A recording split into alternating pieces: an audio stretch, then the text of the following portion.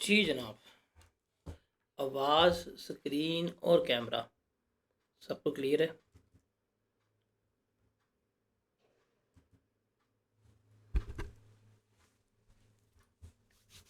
आवाज़, स्क्रीन और कैमरा सबको क्लियर है?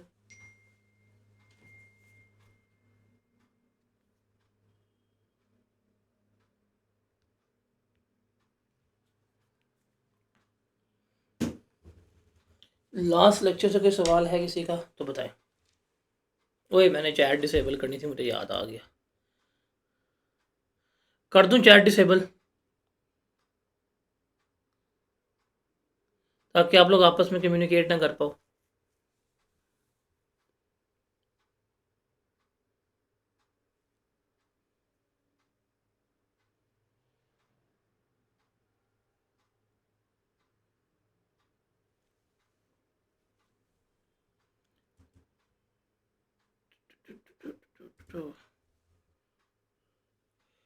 जी जनाब, कल के लेक्चर से कोई सवाल है किसी का?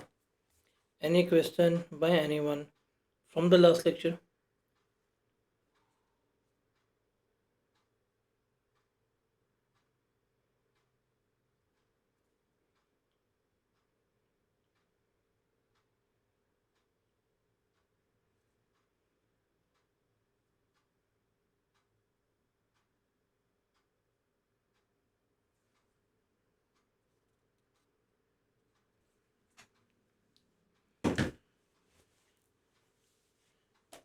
Do you really think that कि हमारे पास इतना टाइम है कि हम रिवाइज करेंगे रोज़ बैठ के? इतना बड़ा टॉपिक रिवाइज नहीं होता। क्या हो गया है? आपके पास एक्सेस है पोर्टल की, जाके वहाँ वीडियो देख लीजिएगा। रिवाइज करने का टाइम नहीं है।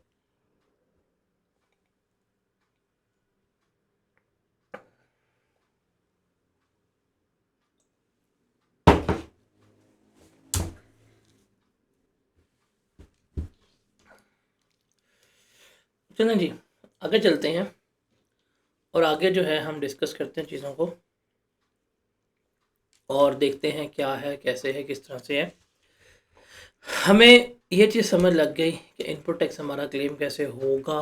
हमने वो सारा देख लिया, 90% का रूल क्या लगेगा, क्या नहीं लगेगा, ये सारा हमने यहाँ पे क्या कर लिया, तफसील से डिस्कस कर लिया कि ये हमारा रूल है।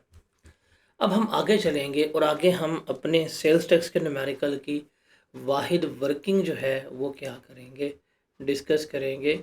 और वो है अपोर्शनमेंट ऑफ इनपुट टैक्स की। क्या डिस्कस करेंगे?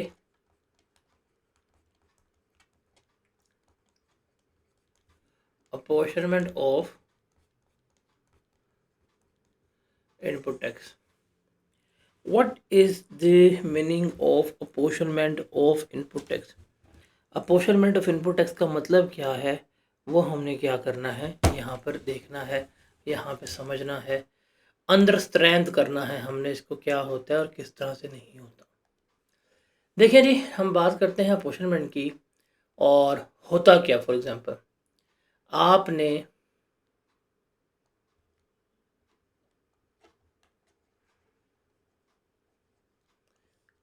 परचेजेस की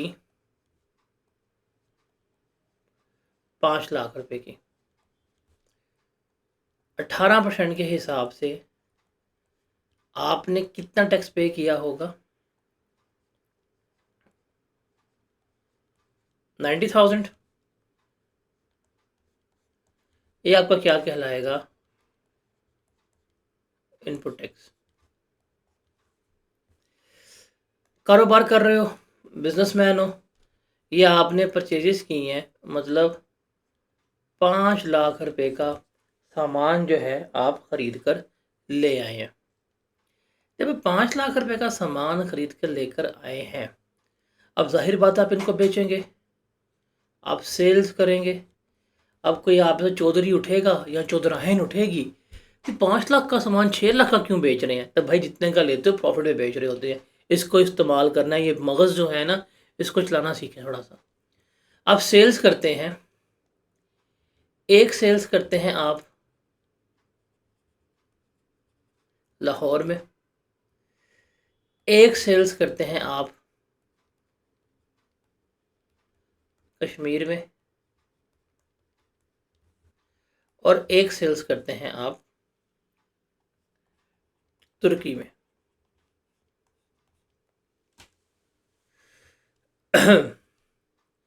लाहौर में सेल्स करते हैं आप, लाहौर में आप सामान बेचते हैं 4 लाख रुपए का, और 18% के हिसाब से आप टैक्स लेंगे। कितना आएगा बताएं ज़रा? लाहौर में बेचते हैं, लाहौर में गुड्स जो हैं वो टैक्सेबल हैं आपकी। 72,000 रुपया आपका आउटपुट टैक्स आएगा। कश्मीर में गुड्स बेचते हैं, कश्मीर में गुड्स जो हैं वो हैं एग्जाम्ड, कि आप कश्मीर में गुड्स बेचेंगे आप उन पर टैक्स ले नहीं सकते। हम एग्जाम्पल की बात कर रहा हूँ, ये नहीं अच्छा हम कश्मीर में एग्जाम्ड करते हैं, नहीं, एग्जाम्पल की बात कर रहा हूँ। कश्मीर में आप बेचते हैं 2 लाख रुपए का सामान, इसके ऊपर तो सेल्स टैक्स है ही नहीं। और तुर्की पे आप एक्सपोर्ट कर देते हैं 3 लाख रुपए का, और हमें पता है एक्सपोर्ट्स जो हैं वो मेरी क्या होती हैं, ज़ीरो रेटेड होती हैं। लिया 5 लाख का था, ये नज़र आ रहा है आपको, और कुछ टैक्सेबल निकल गया आपका, कुछ आपका एग्जाम्प्ट निकल गया, और कुछ क्या हो गया आपका ज़ीरो रेटेड हो गया। अब सवाल ये है, सेल्स तो मेरी मल्टीपल हो गई हैं, मैंने इस मनहूस का क्या करना है? इनपुट टैक्स का 90,000 पे किया था, अगर मैं इस 90,000 को लेके आऊँ और मैं इसमें से लेस करवा दूँ तो ये सही नहीं है, ये गलत है, हो ही नहीं सकता। यहाँ से लेस करवाऊँ, नहीं हो सकता। अगर मैं इसका रिफंड क्लेम कर लूँ वो भी नहीं हो सकता। तो मुझे क्या करना है बेसिकली, मुझे जब मेरी सप्लाईज मल्टीपल हैं, जब मैं मल्टीपल तरह की सप्लाईज कर रहा हूँ, जब मैं मल्टीपल चीज़ें बेच रहा हूँ, तो मेरा इनपुट टैक्स एक ही है। ये मेरा क्या है, एक ही इनपुट टैक्स है।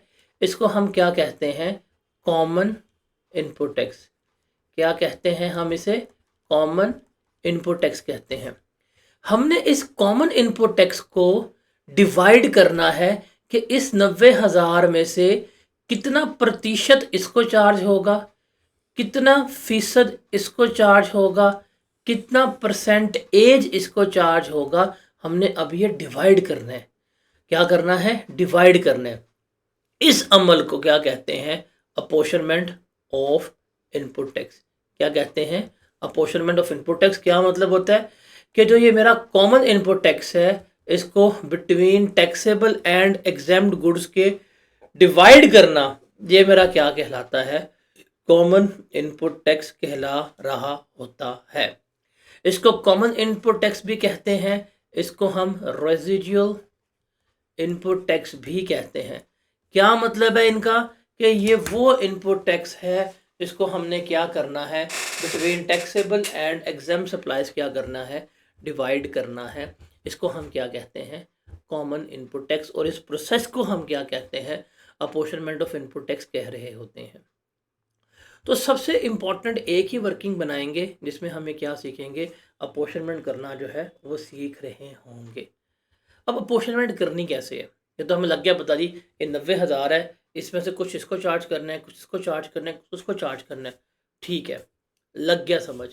लेकिन ये अपोर्शनमेंट करनी कैसे है, किस तरह से होगी? तो उसके लिए हम बनाएंगे ये टेबल। क्या बनाएंगे? ये टेबल बनाएंगे। आप जाएंगे पेपर में, आप पेपर में वर्किंग का रेफरेंस देंगे और आप ये टेबल बनाएंगे। एक कॉलम होगा वैल्यू ऑफ सप्लाई का, एक कॉलम होगा इनपुट टैक्स का, और एक कॉलम बनाएंगे input tax on fix assets का। ये हम सेपरेट क्यों बना रहे हैं? बिकॉज हम असूल पढ़ के आ चुके हुए हैं कि फ़िक्स एसेट्स के ऊपर 90% के रिस्ट्रिक्शन जो है वो अप्लाई नहीं होती। That's why we are taking it is as a separate. अब हमारे पास जो टैक्सेबल सप्लाईज होंगी हम यहाँ लिख देंगे। ये नेट सप्लाईज की बात हो रही है, मतलब आपके पास जो सप्लाईज होंगी, जितने की आपने सप्लाई की होंगी, उसमें से जो आपकी सेल्स रिटर्न है वो आप लेस करवाएंगे। आपके पास नेट सप्लाईज यहाँ पे आएंगी। आपके पास जो होंगे ज़ीरो रेटेड गुड्स, वो भी कौन सी लेंगे आप? नेट सप्लाईज लेंगे। एग्जाम्ड भी आप नेट लिखेंगे तो आपके पास आ जाएगी टोटल सप्लाईज इतनी बनती हैं आपकी। फिर आप बताएंगे कि आपका इनपुट टैक्स कितना है, जिसको पोर्शन करना है वो यहाँ पे आ जाएगा। अब आप करेंगे पोर्शनमेंट, कैसे होगी? इसको पकड़ेंगे, इस पे डिवाइड करेंगे, जो जवाब आएगा इससे मल्टीप्लाई करेंगे, आपके पास ये आंसर आ जाएगा। Same goes with this, same goes with this. इस तरह हम क्या करेंगे, हम टेबल बनाएंगे और टेबल बना के टेबल की बेसिस पे अपॉर्चनमेंट जो है हम कर रहे होंगे। अब इसको ज़रा हम समझते हैं एग्जाम्पल से, टेबल को कैसे है और किस तरह से होगा उसको देखते हैं। हमारे पास केस नंबर 1 है, रिक्वायरमेंट है सेल्स टैक्स पे एबल जो है वो हमने कैलकुलेट करना है। हमने परचेजेस की हैं रजिस्टर्ड सप्लायर से 5 लाख की, हमने सेल्स की हैं 8,80,000 की, हमने सेल्स टैक्स पेबल निकालना अभी निकाल लेते हैं। हमें पता है कि हमारा आउटपुट टैक्स आएगा 8,80,000 का सामान बेचा, 18% लगाएं, आपके पास आउटपुट टैक्स कितना आएगा?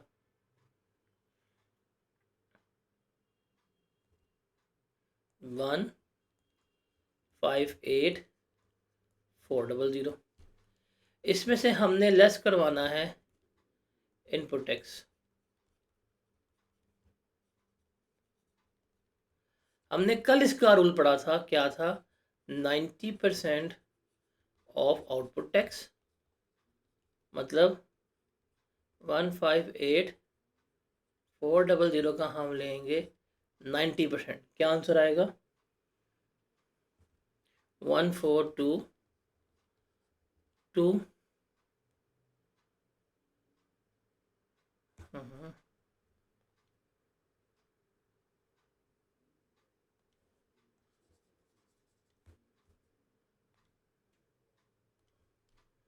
142,560 और हम लेंगे एक्चुअल इनपुट टैक्स। एक्चुअल है जी इसका 5 लाख का 18%, वो कितना था? 90,000। इसमें से जो लोअर होगा, लोअर हमारे पास 90,000 है, हम यहाँ से 90,000 जो है वो लेस करवा देंगे। रिमेनिंग हम कितना पे करेंगे? 68,400 हम पे कर रहे होंगे। Is it clear? तो बड़ा आसान सा था कि ये हमने कल देखा था और लास्ट लेक्चर में हमने देखा भी है कि हम 90% की रिस्ट्रिक्शन का रूल अप्लाई कर रहे होते हैं और हम इसको लेकर चल रहे होते हैं।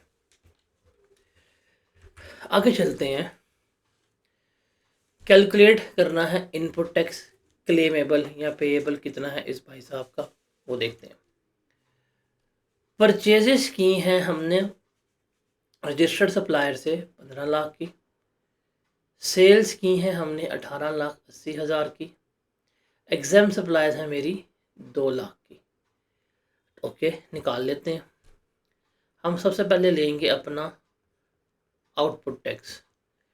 रजिस्टर्ड सप्लायर को 18,80 की सेल्स की है, 18% लगाएं 18,80,000 के ऊपर, आपका आउटपुट टैक्स कितना आएगा? ये आपका आ जाएगा 338,400। इसमें से हम लेस करवाएंगे इनपुट टैक्स। सबसे पहले हम लेंगे 90% ऑफ आउटपुट टैक्स, तो 3,38,400 का 90% लें, क्या जवाब आएगा? 304,560। अब हमें चूंकि पता है इनपुट टैक्स मेरा एक ही था, जो मैंने पे किया था वो कितना था? 2,70,000 है। इनपुट टैक्स एक है, सप्लायर्स जो हैं वो मैंने क्या की हैं? मल्टीपल की हैं तो मुझे क्या करनी पड़ेगी, अपॉर्शनमेंट जो है वो करनी पड़ेगी। कैसे करूँगा, यहाँ पे एक कॉलम आ जाएगा वैल्यू का, एक आ जाएगा मेरा कॉलम इनपुट टैक्स का। यहाँ पे हम लेंगे टैक्सेबल सप्लाईज कितनी है 1880000। फिर हम लेंगे यहाँ पे एग्जाम सप्लाईज, वो कितनी होंगी 2 लाख होंगी। तो यहाँ हमारे पास आ जाएगा टोटल, वो बनेगा 2080000। अब इनपुट टैक्स कितना था हमारा 2,70,000, हम इसे यहाँ रखेंगे, ये आ जाएगा जी 2,70,000। अब हम इसे करेंगे अपॉर्शनमेंट। कैसे करेंगे, कैलकुलेटर निकालेंगे हम लोग, 270,000 पकड़ेंगे, इसको डिवाइड करें 2,080000 पे। जो जवाब आएगा उसको टैक्सेबल सप्लाई से मल्टीप्लाई करें। बताएं जी क्या आंसर आएगा, 244,038। और बाकी बैलेंसिंग फिगर निकाल लें, 270 माइनस दिस क्या आता है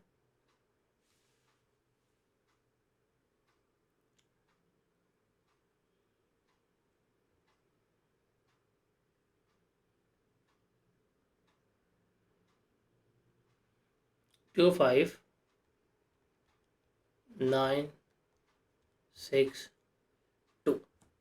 अब जब हमने अपॉर्शनमेंट कर लिया ना, अब मुझे लग गया पता कि ये वाला जो है ना, ये इनपुट टैक्स बिलोंग करता है टैक्सेबल सप्लाई से। तो ये तो मेरा क्या हो जाएगा, क्लेम हो जाएगा।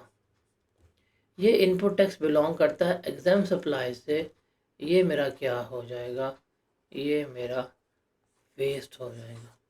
क्या हो जाएगा, वेस्ट हो जाएगा। अब हमें लग गया पता, 244,038 हम यहाँ लिख लेंगे जी।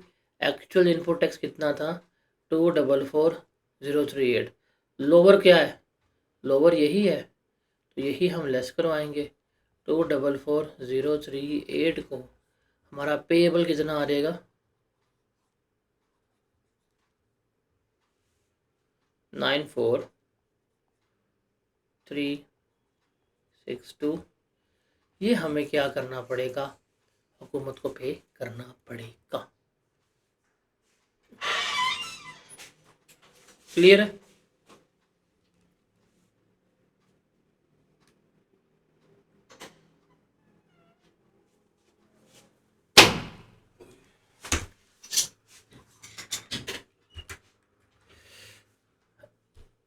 एक और हम सवाल करते हैं, इनपुट टैक्स क्लेमेबल जो है वो हमने यहाँ पे देखना है। तो हमने परचेजेस की 15 लाख की, तो 15 लाख की परचेजेस की 18% के हिसाब से हमने कितना टैक्स पे किया होगा, हमने 2,70,000 जो है वो क्या किया है, पे किया। अब हम सेल्स कर रहे हैं रजिस्टर्ड पर्सन को, एग्जाम सप्लाईज भी हैं और एक्सपोर्ट्स भी हैं, मल्टीपल सप्लाई भी हैं। अभी हम इसको निकाल लेते हैं। हम सबसे पहले यहाँ पे लेते हैं कि मेरा आउटपुट टैक्स कितना आएगा। तो टैक्सेबल सेल्स हैं 1880 की, इसके ऊपर 18% लगाएं, आपका आउटपुट टैक्स कितना आएगा, डैट विल बी 338,400। लेस करवाना है आपने इनपुट टैक्स क्रेडिट। सबसे पहले हम लेंगे 90% ऑफ आउटपुट टैक्स। तो 3,38,400 का 90% लें, क्या आएगा, डैट विल बी 304,000। 560 और हम लेंगे एक्चुअल इनपुट टैक्स, उसके लिए हम बनाएंगे वर्किंग, और वर्किंग बनेगी हमारी यहाँ पे इसकी अपॉर्शनमेंट की, बिकॉज हमें पता है कि ये मेरा कॉमन इनपुट टैक्स था, मैंने इसको डिवाइड करना है। तो यहाँ पे मेरे पास आ जाएगा कॉलम इनपुट टैक्स का, यहाँ पे मेरे पास कॉलम आ जाएगा वैल्यू का। तो सबसे पहले मैं लूँगा टैक्सेबल सप्लाईज, वो कितनी थी 1,880,000 की। फिर मैं लूँगा एग्जाम सप्लाईज, वो कितनी है 2 लाख रुपए की। फिर मैं लूँगा यहाँ पे ज़ीरो रेटेड सप्लाईज, वो कितनी है मेरी 3,30,000 की है। जमा करूँगा तो मेरे पास टोटल सप्लाईज आ जाएंगी, कितनी बनेंगी 2,410,000। These are my total supplies जो हम यहाँ पे लेके चल रहे थे। अब हमने किस टैक्स को अपोर्शन करना है, डैट इज़ 2,70,000। तो हम ये 270 पकड़ेंगे, यहाँ पे लिख देंगे। अब हम इसे करेंगे अपोर्शनमेंट कैसे, 270,000 को पकड़ें, 24/10 के ऊपर डिवाइड करें, जो जवाब आएगा उसको इस वैल्यू से मल्टीप्लाई कर दें। बताएं क्या जवाब आता है।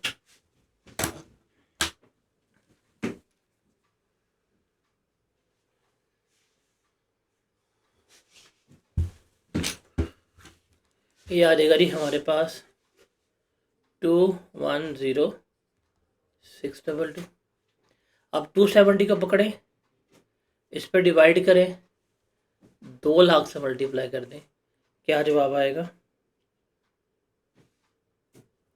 22,406।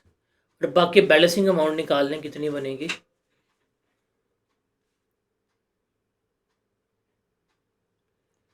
36972। अब आपने कर ली है ये अपोर्शनमेंट।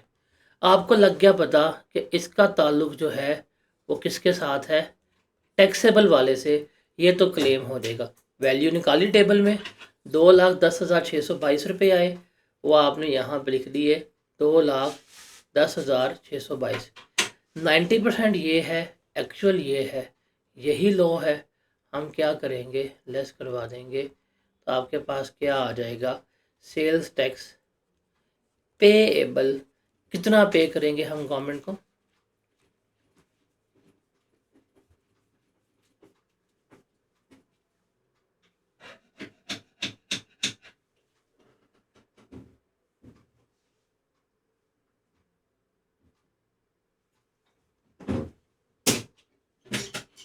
कितना पे करेंगे हम गवर्नमेंट को,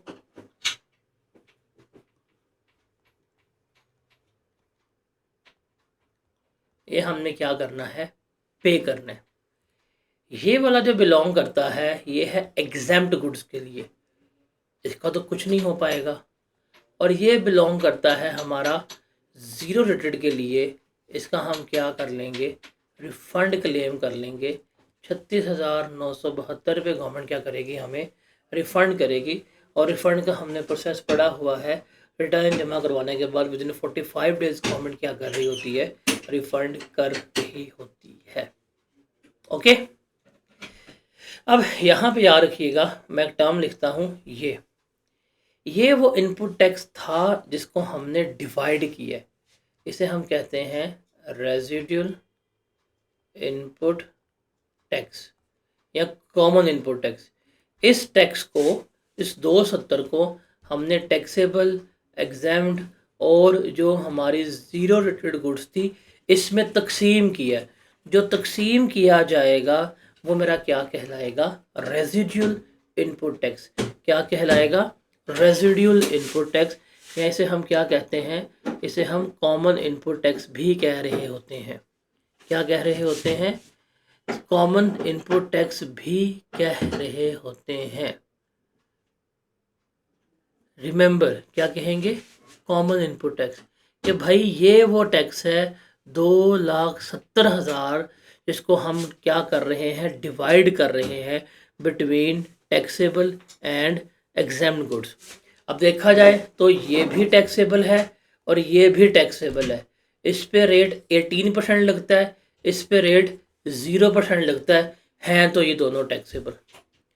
और एग्जेम्प्ट गुड्स, हम इस 270 को इनमें डिवाइड कर रहे हैं। डिवाइड करने के बाद जो जवाब आएगा, ये जो जवाब आया है, इसके लिए हम वर्ड इस्तेमाल करते हैं रेजिड्यूल इनपुट टैक्स क्रेडिट, कि ये वो इनपुट टैक्स है जो अपोर्शन हो गया है, इसे हम क्या करेंगे, क्लेम वगैरह कर रहे होंगे। तो what is residual input tax, जिसको हमने अपोर्शन करना है, and what is residual input tax credit, जो अपोर्शन होने के बाद आएगा, उसे हम क्या कहते हैं, रेजिडुअल इनपुट टैक्स क्रेडिट जो है वो कह रहे होते हैं। Is that clear? एक और एग्जांपल करते हैं और इसको जरा हम समझते हैं। आए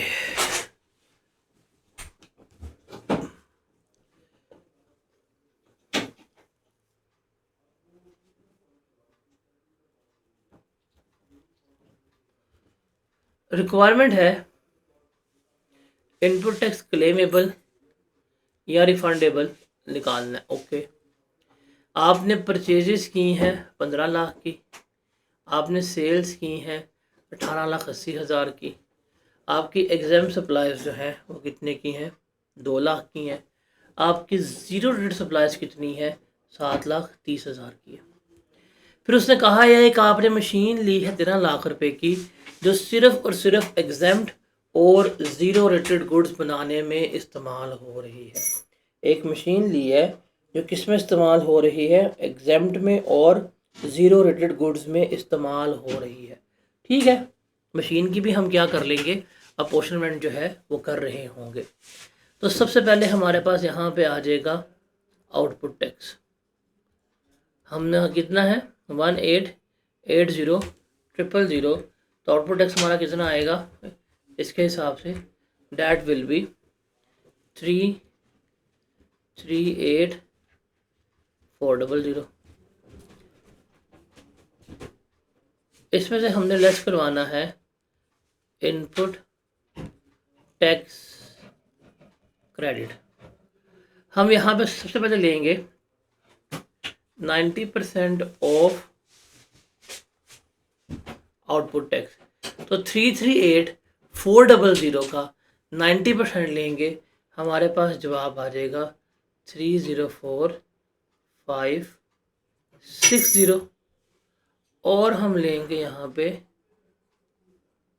एक्चुअल इनपुट टैक्स।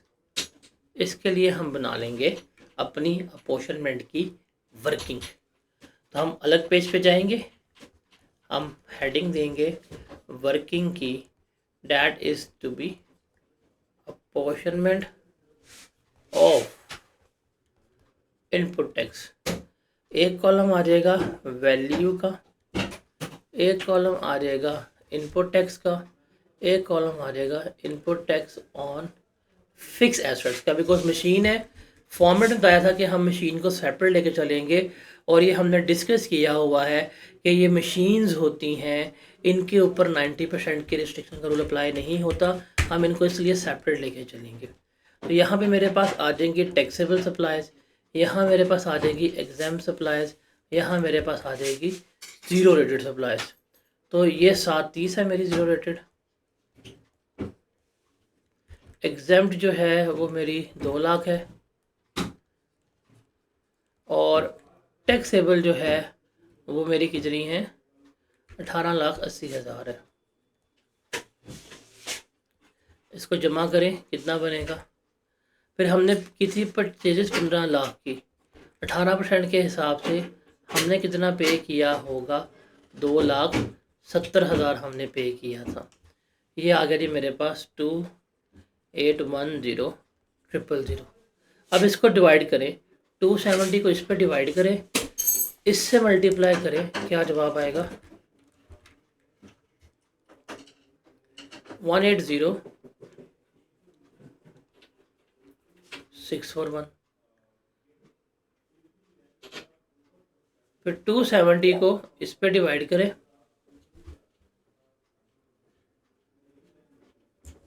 और जो जवाब आएगा इससे मल्टीप्लाई करें। क्या आएगा जी बताएं?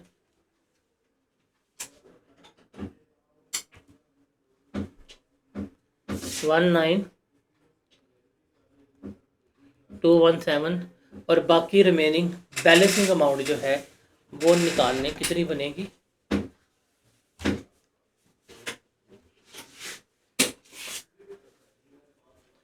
70142। ये तो हमारा पास आ गया इनपुट टैक्स। आपको लग गया पता कि ये टैक्सेबल है, ये क्लेम हो जाएगा, ये एग्जेम्प्ट है, ये वेस्ट हो जाएगा, ये मुझे रिफ़ंड मिल जाएगा। तो हम यहाँ लिख लेते जाके जी, ये आ गया 180,641। लोअर मेरे पास यही है 180,641। लेस करवाऊँगा, क्या जवाब आएगा?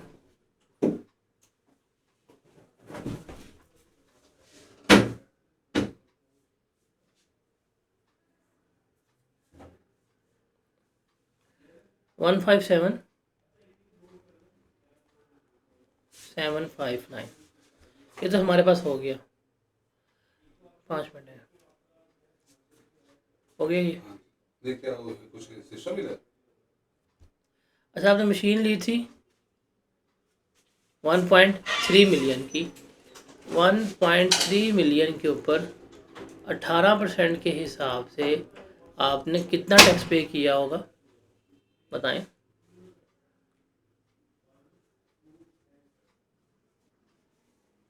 $2,34,000।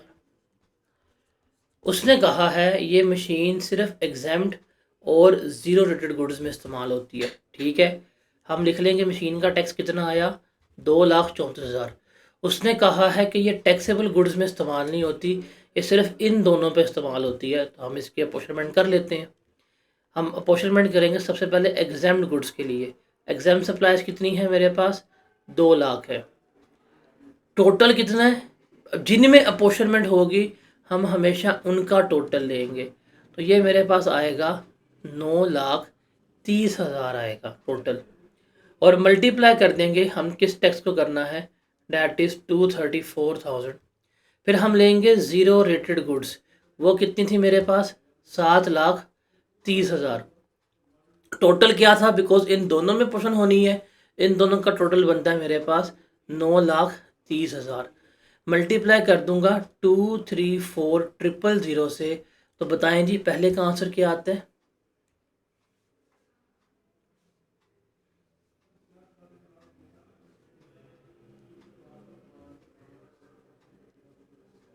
$50,322। और इसका कितना आएगा एग्जाम्प्ट ज़ीरो रेट वाले का?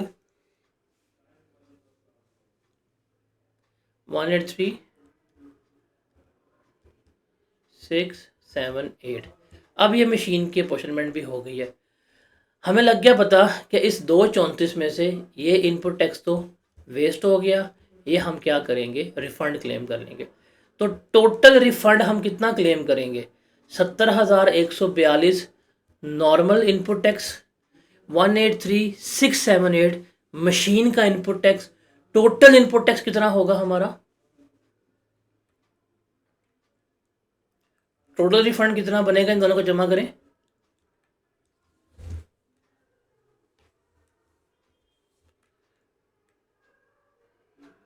To five 253,820। हम यहाँ पे लिख लेंगे कि हमारा रिफ़ंड कितना आएगा? 253,820। ये मेरा रिफ़ंड आ जाएगा। तो you can say that this is one of the most difficult scenario of apportionment, जहाँ पे हम फिक्स एसेट्स को भी अपोर्शन कर रहे हैं और हम कॉमन इनपुट टैक्स को भी अपोर्शन कर रहे हैं। और जो फिक्स एसेट की अपोर्शनमेंट है वो सब में नहीं हो रही, वो चंद एक सप्लाईज में हो रही है। तो जिनमें अपोर्शन करेंगे हमेशा उनके टोटल पे डिवाइड करेंगे, हमारे पास क्या हो जाएगी? अपोर्शनमेंट होके आ जाएगी। तो फिर ये जो हमने अपोर्शनमेंट की, जिस टैक्स को करना था, ये मेरा रेजिड्यूल इनपुट टैक्स, करने के बाद जो ये जवाब आया, ये मेरा क्या कहलाएगा, रेजिड्यूल इनपुट टैक्स क्रेडिट कहलाएगा। तो सर ये टेबल है, इस टेबल से आपकी ज़िंदगी आसान हो जाएगी, आपके सेल्स टैक्स के न्यूमेरिकल में कभी भी गलती नहीं हो सकती। तो ये हमने टेबल बनाना होता है और इस तरह से हम क्या करते हैं, अपोर्शनमेंट कर रहे होते हैं। तो ये सारी डिस्कशन हमने यहाँ पे कर ली है।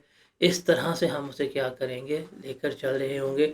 और ये न्यूमेरिकल का फॉर्मेट हम साथ साथ डिस्कस करते जा रहे थे, हम लेके चलेंगे इसको आगे। अब इस चैप्टर में से थ्योरी तो आती नहीं है, मतलब सारा कंसेप्ट समझने वाला था। प्रैक्टिकली सिर्फ याद रखिएगा कि what is residual input tax. अभी हम डिस्कस करके आए हैं, ये वो सेल्स टैक्स है इसको हमने एग्जाम सप्लाईज में और हमने जीरो रेटेड सप्लाईज में अपोर्शन करना है। And what is residual input tax credit, जो अपोर्शन होने के बाद जवाब आएगा वो मेरा क्या कहलाएगा, रेजिडुअल इनपुट टैक्स क्रेडिट कहलाएगा। तो इसका मतलब this was residual input tax and this was residual input tax credit. अगर हम फॉर्मूले की बात करें, फॉर्मूला यही होता है जी, value of taxable supplies divided by taxable plus exempt supplies multiply by residual input tax. तो हमने हकीकत में यही किया है, total multiply by input tax, और जिसको कर रहे हैं उसको हम लेके चलेंगे, मेरे पास अपोर्शन होके आ जाएगा। अच्छा, ये जो हम हर महीने रिटर्न जमा करवाएंगे ना, जो हम हर महीने रिटर्न जमा करवाएंगे, रिमेंबर उसके ऊपर, उसको हम कहते हैं प्रोविजनल एडजस्टमेंट। जो हम हर महीने कर रहे हैं वो मेरी क्या कहलाएगी, वो मेरी प्रोविजनल एडजस्टमेंट कहला रही होगी। जो साल के एंड पे करेंगे वो मेरी क्या कहलाएगी, फाइनल एडजस्टमेंट कहला रही होगी। तो ये इससे थ्योरेटिकल एरिया जो था वो रिलेट करता था। इसके साथ ही हमारा सेल्स टैक्स का सबसे टेक्निकल, सबसे मुश्किल और सबसे ज़्यादा वर्किंग वाला एरिया ख़त्म होता है, वो है अपोर्शनमेंट ऑफ इनपुट टैक्स का। ये वो एरिया है जिसको बच्चों ने ना अजाब बनाया होता है, उन्हें कभी समझ ही नहीं आती कि अपोर्शनमेंट कैसे करनी है। अपोर्शनमेंट सबसे आसान है, अगर आप उसको ये टेबल बनाते हो, इस टेबल की बेस के ऊपर लेके जाएं, तो अपोर्शनमेंट जो है वो आपकी सबसे ज़्यादा ईजी वे में जो है वो क्या हो जाती है, सॉल्व हो जाती है। ठीक है,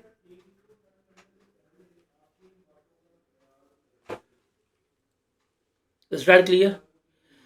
ये टेबल से कभी भी नहीं फंसेंगे आप, जितना मर्जी कम्प्लेक्स सवाल हो जाए, आप कभी भी क्वेश्चन की अपोर्शनमेंट में नहीं फंसेंगे इस टेबल की वजह से। ये आपका जो है आराम से सवाल को ले जाया करेगी। ठीक है, तो आपने न्यूमेरिकल करते हुए यही तरीका ऑप्ट करना है जो करवा दिया है। अपनी चवलें नहीं मारनी आप लोगों ने। रिपीटर हजरा को शौक होता है चवलें मारने का, अपने आप को 30 मार्क खान समझते हैं, वो आपने करतूतें अपनी नहीं करनी। वो करतूतें की थी तो पेपर फेल होके आया था। तो बंदे के पुत्र बन के सुकून से वर्किंग बनाओ, इजी वर्किंग से जवाब निकालो और अपना आंसर जो है वो लिख के एग्ज़ाम में अपना मार्क्स सिक्योर करो। ठीक है, इसके साथ हमारा सबसे औखा एरिया सेल्स टैक्स का एंड होता है, that is apportionment of input tax. Now I can solve any numerical. हम किसी भी पास्ट पेपर का कोई भी न्यूमेरिकल जो है वो सॉल्व कर सकते हैं, लेकिन अभी हम करेंगे नहीं। अभी हम कुछ एरिया डिस्कस करेंगे। अभी हमने टाइम ऑफ सप्लाई को डिस्कस करना है, उसके बाद हम डिस्कस आउट करेंगे रिटेल आइटम्स को और इनपुट टैक्स के सिनेरियोस को। उसके बाद हम फिर अपना सेल्स टैक्स के न्यूमेरिकल्स, डेफिनेशंस और ये सारा एरिया हमारा एंड हो गया होगा। ठीक है जी, यहाँ पे हम इसको करते हैं वाइंड अप।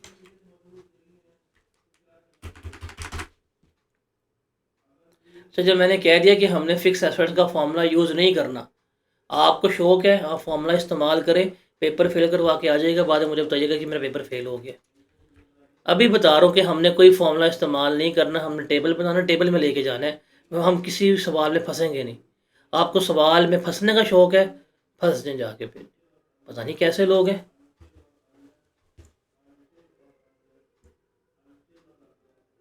मशीन एक्सपोर्ट हो सकती है, मुझे खुद सोच के बताएं। फिक्स एसेट्स क्या होते हैं? What are fix assets? Fix assets किसे कहते हैं?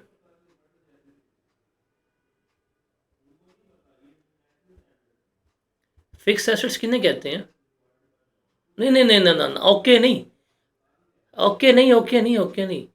फिक्स एसेट्स किन्हें कहते हैं? क्या होते हैं फिक्स एसेट्स?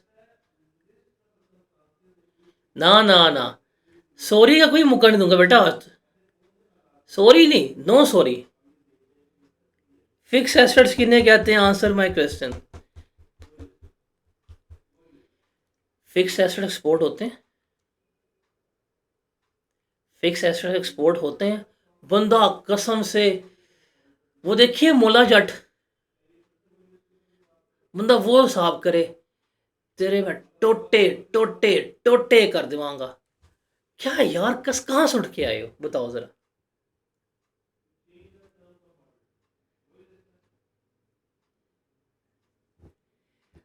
चेक करो।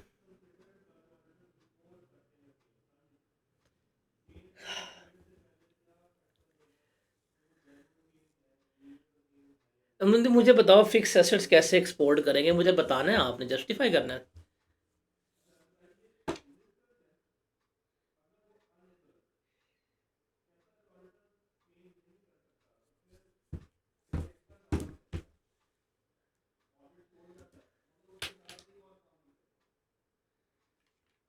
अब भाई साफ साफ बता रहा हूँ कि apportionment between taxable and exam supplies, और जहाँ टैक्सेबल का वर्ड आता है वहाँ पे अंडरस्टूड है जीरो रेटेड भी टैक्सेबल होती हैं। ये सेल्स टैक्स का सेकंड लेक्चर था जिसमें बताया था कि टैक्सेबल का मतलब क्या होता है। जीरो रेटेड गुड्स होती हैं, 18% वाली होती हैं, रिड्यूस वाली होती हैं। हर वो गुड्स जिसके ऊपर रेट लगेगा वो टैक्सेबल होती हैं। ये लीजिए एक और सवाल आया है, अगर फिक्स एसेट इंपोर्ट हो सकते हैं तो एक्सपोर्ट क्यों नहीं हो सकते? क्या कहूँ मैं इसके ऊपर? आप मशीन ना बाहर से ख़रीद के इंस्टॉल करते हैं, आपने इस्तेमाल करनी होती है। मैं वही कह रहा हूँ, इसको इस्तेमाल करेंगे फ़ायदा होगा, पेपर पास हो जाएगा। इसको इस्तेमाल करें, सोचें। आप छोटे बच्चे नहीं हैं, आप मैट्रिक में नहीं है, इंटरमीडिएट में नहीं है, अल्हम्दुलिल्लाह अटेम्प्ट लगवा के बैठे हुए हैं। तो टू बी वेरी ऑनेस्ट, इसके ऊपर डालें जोर थोड़ा सा, खुद सोचें कि व्हाट यू आर आस्किंग, ताकि समटाइम्स आपके कंसेप्ट की क्लैरिटी हो आपको। आपने एक प्लांट इंपोर्ट किया, आप प्लांट इंपोर्ट करके बैठ गए हो, अब आपने इंस्टॉल कर लिया है। इंस्टॉल करने के बाद it is your fix assets. आप इसको एक्सपोर्ट कर सकते हो, बेच सकते हो। जब आपने प्लांट को इंपोर्ट किया, आप एंड कंज्यूमर थे, हम पढ़ के नहीं आए कि एंड कंज्यूमर खरीद लिया।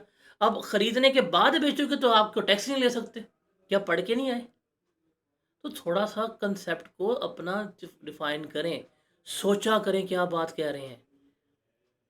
सोचें, छोटे बच्चे नहीं हैं आप लोग, बड़े हो गए हुए हैं। अगर सवाल में लिखा हो कि जी fix assets use for taxable supplies only, तो भाई टैक्सेबल में भी अपोर्शनमेंट होगी और जीरो रेटेड में भी अपोर्शनमेंट होगी। बिकॉज टैक्सेबल का मतलब 18% भी है, जीरो रेटेड भी है, रिड्यूस रेट, सारा कुछ आता है। What is the meaning of taxable? हमने इनिशियल सेकंड थर्ड लेक्चर में क्या डिस्कस किया था, बताओ जरा दोस्त। अगर बिजनेस ही वही हो कि आप फिक्स एसेट को खरीदते बेचते हैं, तो ये फिक्स एसेट नहीं है, आपकी इन्वेंट्री होती है। तेरा आईटीए कैसे पास हुआ जरा मुझे बता। मैंने ला के जनरेटर अपने बिजनेस में लगाया, मेरा फिक्स एसेट है। मेरा जनरेटर का बिजनेस है, मेरा फिक्स एसेट नहीं है। अजीब यार, तुम्हारे कंसेप्ट क्यों हिले हुए हैं इतने, बताओ। आप अपने बिजनेस के लिए कार खरीदते हैं, car is your fix asset.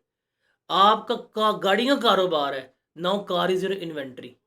समझ लगी?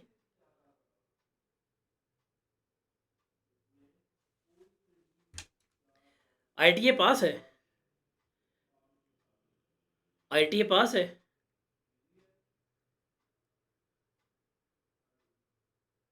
बताएं, आईटीए पास है? अकाउंटिंग आती है? एफ वन पास है?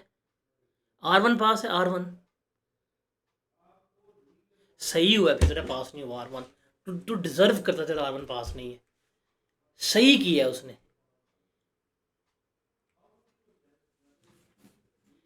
भाई बेचारे को ना यहाँ पे उसका सॉफ्टवेयर अपडेट करने की ज़रूरत है।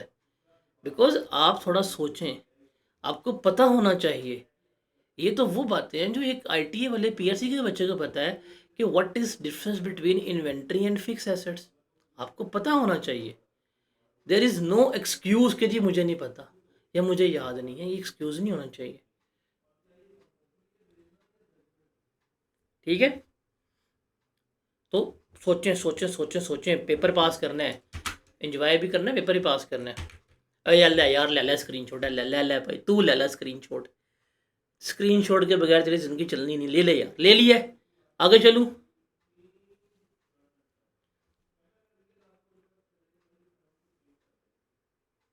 ये ले भाई, इसका भी स्क्रीन शॉट ले ले।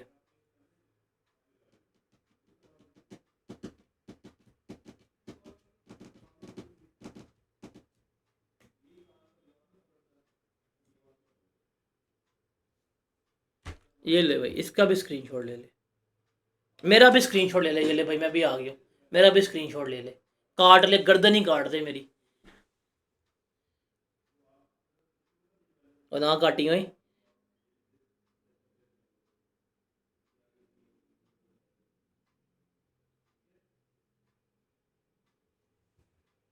ये ले जी, इसका भी स्क्रीन शॉट ले ले।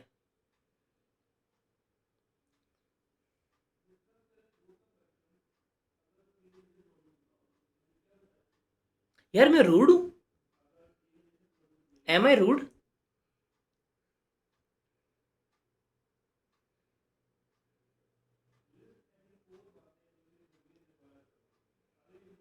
सालमा मुझे बदनाम किया हुआ कि मैं बहुत रूड हूँ। मैं आपको अपनी रूडनेस दिखाऊं ना, आपको लग समझ आए।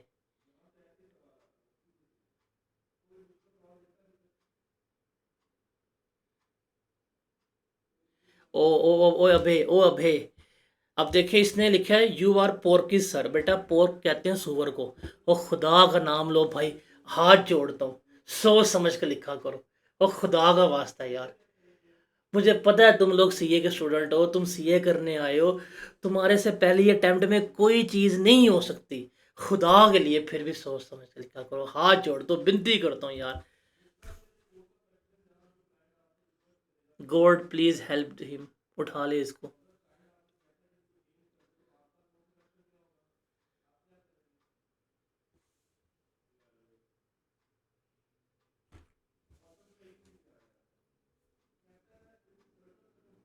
इन्वेंट्री पे ही सेल्स टैक्स होगा, फिक्स एसेट्स के ऊपर सेल टैक्स नहीं होता।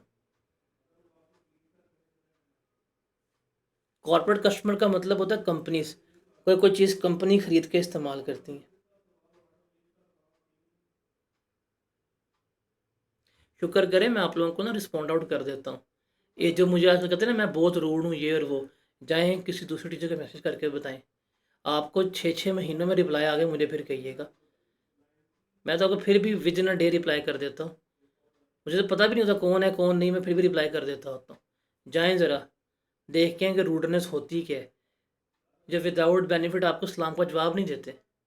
एक मासूम आदमी को बदनाम करके रखा हुआ है आप लोगों ने। अल्लाह पूछेगा तुम सबको बेटा।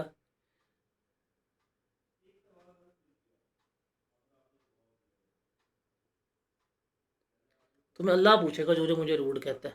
मैं तुम्हें दिखाऊंगा किसी रूडनेस होती क्या है। अभी इस चैप्टर का टेस्ट होगा ना, जब तुम टेस्ट में फेल होगे, फिर मैं तुम लोगों को ऐसा रंधा फेरूंगा ना, फिर तुम्हें चलेगा पता रूडनेस कहते किसे हैं।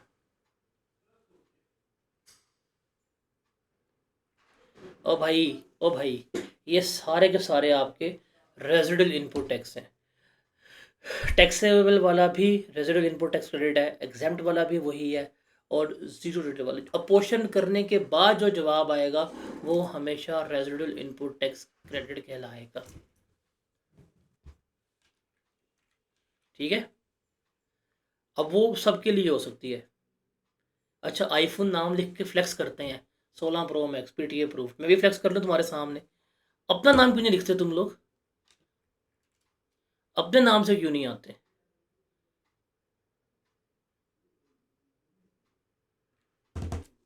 और कोई सवाल है बताएं। तो एज ऑफ टुडे मैं ये कह सकता हूँ मेरा सेल्स टैक्स 60 नहीं 75% डन हो गया। अब सिर्फ मैंने करना है रिटेल, और इनपुट टैक्स किन सिनेरियोज में डिसअलाउ होते हैं मैंने वो करना है। उसके बाद मेरा सेल्स टैक्स ख़त्म हो जाएगा। ठीक है, तो हमें कितने टाइम लगे? हमारा लेक्चर नंबर कौन सा है आज? भाई वीकेंड कल है, आज वीकेंड है, वीकेंड आ गया। मेरे कल के लेक्चर के बाद सेल्स टैक्स मेरा एंड है, उसके बाद सिर्फ थ्योरेटिकल डिस्कशन है और तो कुछ नहीं चाहिए। आज लेक्चर नंबर 13 है। इस लेक्चर नंबर 13 में से या 14 में से 2 या 3 लेक्चर तो हमारे बेसिक्स के हैं। 10 लेक्चर्स में सेल्स टैक्स पूरा करवा दिया, और तुम्हें क्या चाहिए? बच्चे की जान लोगे? बच्चे को दवाएं दो, उसको ग्लूकोज की बोतलें दो, तुम बच्चे की जान लेने की बात कर रहे हो। ऊपर से कहते हो मनहूसों के मैं रूड हूँ। अल्लाह पूछेगा बेटा तुम्हें सबको। जो कहता है वही होता है, अम्मी जान कहती हैं। ठीक है जी, टेस्ट मंडे को होगा। टेस्ट मैं कल अनाउंस करूंगा, और टेस्ट में तगड़ा खुद बना के दूंगा आपको।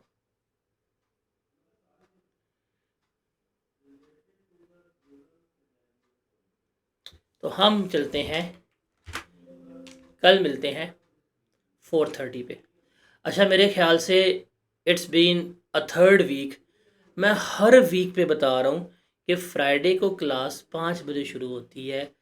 फ्राइडे को क्लास 5 बजे शुरू होती है। क्या मैं आपको हर वीक में नहीं बता रहा? क्या मैं आपको हर जुमेरात पे नहीं बता रहा? बता रहा हूँ ना। तो स्टिल आप फ्राइडे को आके अगर मैसेज करें क्लास स्टार्ट नहीं हुई, कब होगी, खुद बताएं। क्या ये सवाल बनता है पूछने वाला? ईमान से बताइएगा। जब बार बार बता के थक गया हूँ, और डे 1 से कह दिया कि एवरी फ्राइडे क्लास आधा घंटा लेट स्टार्ट होगी, और उसकी बड़ी आपको रीज़न भी बताई हुई है। आपकी क्लास से पहले क्लास है, आपकी क्लास के बाद क्लास है, बीच में जुम्मे का ब्रेक है। जुम्मे की ब्रेक में हर चीज़ एडजस्ट होती है आधा घंटा, क्या बताई हुई है। फिर अगर आप लोगों ने आज का दिन ना 4:34 पे वो मैसेज ठोके हैं, क्लास कब स्टार्ट होगी, क्लास कब स्टार्ट होगी, क्लास कब स्टार्ट होगी, ऐसे ना किया करें यार। पढ़ते आप लोग नहीं हैं, मैसेज आप लोग नहीं पढ़ते, बातें आप लोग नहीं सुनते। फिर जब आप लोगों की बेइज्जती होती है फिर कहते हैं ये मैं रूड हूँ। अपनी गलती नहीं मानते। खासतौर पर एक बच्चा यहाँ पर नज़र मुझे आ रहा है, उस मोहतरमा ने अपनी गलती कभी नहीं माननी। उसने आज आके ब्लेम करना मैनेजमेंट के ऊपर या मेरे ऊपर कि मैं रूड हूँ। हम बताते हैं तो हमारे मैसेज को रीड आउट कर लिया करें, पढ़ लिया करें, खुदा के लिए थोड़ा सा एक्टिव रहा करें। आप लोगों से गिला ही यही है, आप लोग बड़े वो हैं, डिफोकस्ड हैं। आप लोग पढ़ते ही नहीं है, मेरा मैसेज नहीं पढ़ते साहब लगाओ। एक प्रॉपर चीज़ कम्युनिकेटेड होती है, आप उसको नहीं पढ़ते। तो ये जुल्म ना किया करें। आपको कोई चीज़ बताई जाए आप उसे कर लिया करें, पढ़ लिया करें, सोच लिया करें, समझ लिया करें। अब आपको पता है कि हमारी हर फ्राइडे क्लास जो है वो 4:30 पे नहीं स्टार्ट होगी, वो 5 बजे स्टार्ट होगी। स्टिल अगर आप हर फ्राइडे को कहेंगे क्लास कितने में स्टार्ट होगी, तो फिर आप गलत काम कर रहे हैं, ज़्यादती कर रहे हैं मेरे साथ। ठीक है जी, कल मिलेंगे। और आज का लेक्चर जिसने मिस कर दिया ना, उसने सेल्स टैक्स की ट्रेन मिस कर दी है, ख़ास तौर पर जो फ्री लाइफ वाले बच्चे हैं। अब कल के लेक्चर के बाद प्रोबेबली कल शायद मैं एक न्यूमेरिकल करवाऊँ, और उस न्यूमेरिकल के बाद फिर हम इनपुट टैक्स की बातें, एडजस्टमेंट्स वगैरह और कैश मोड वगैरह डिस्कस करें। कल मैं एक न्यूमेरिकल आपको करवाऊँगा। अभी हमने आगे थोड़ा सा एरिया पढ़ा हुआ है, बट कल हम एक न्यूमेरिकल करेंगे। मैं आपको चैलेंज करके दे देता हूँ, जब आपको न्यूमेरिकल का फॉर्मेट समझ आ गया, I can challenge you everyone, I cap में जितना मर्जी मुश्किल सवाल आ जाए, अगर 20 नंबर का सवाल भी है 14 नंबर आपके आराम से आ जाएंगे। I can challenge you. और ये वो एरिया हमने आज किया है जो बच्चों को नहीं आता। लेक्चर कल वाला जो गुजर गया था, लेक्चर आज वाला, ये 2 लेक्चर ऐसे होते हैं कि आप लोगों को समझ नहीं आते। जो रिपीटर हजरात बैठे हुए हैं, जो फेल होके बैठे हुए हैं, उनको पता है इस चीज़ का। आपको लास्ट टाइम ये अपोर्शनमेंट और कैरी फॉरवर्ड नहीं आता था, मेजोरिटी बच्चों को नहीं आता था। इसलिए पिछले पेपर में सेल्स टैक्स के न्यूमेरिकल में आप लोग फेल होके बैठे हैं। तो ये इनको अच्छी तरह करके आना है आप लोगों ने। कल हम स्टार्टिंग पे एक न्यूमेरिकल करेंगे, शॉर्ट न्यूमेरिकल, ऑटम 2010 का न्यूमेरिकल करेंगे। ज़ैनब वाला आई गेस, हाँ ज़ैनब वाला। उसके बाद फिर हम अगले एरिया को डिस्कस आउट जो है वो कर रहे होंगे। ओके, मिलते हैं इंशाल्लाह कल। दवाइयाँ वक्त पे लीजिएगा। अल्लाह हाफिज़।